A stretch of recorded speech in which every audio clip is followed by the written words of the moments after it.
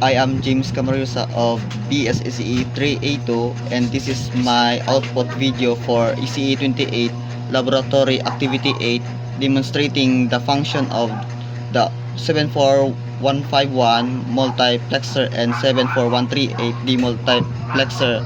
I will now demonstrate and display the digits starting from 0,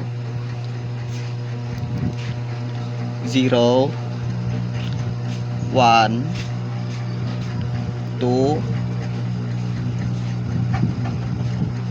3,